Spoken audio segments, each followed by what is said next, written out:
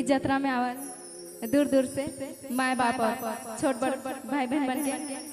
हमरे कर कलाकार परिवार बट से सबके झारखंडी जोहार और जय धर्मेश।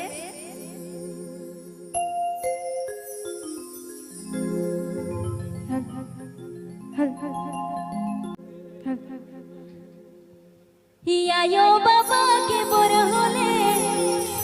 यम के रोसे मना भया हियायो के बबो देचे हियो रे ए बाबा के बसबो देचे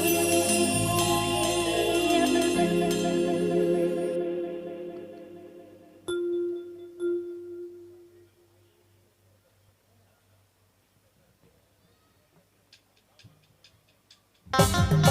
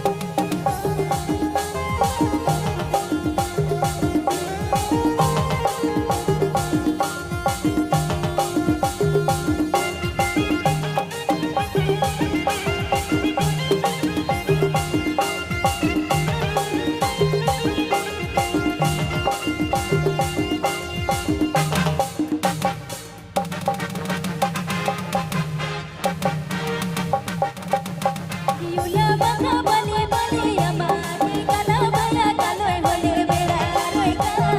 लोए रे कालोय होले बेड़ा रोय का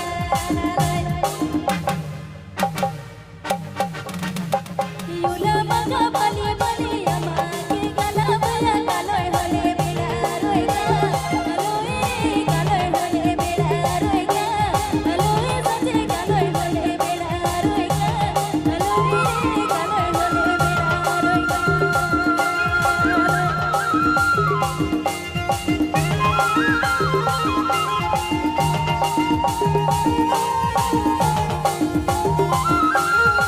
रेवरेमन सुने लागी पुरुकमन यूट्यूब चैनल की प्रस्तुति।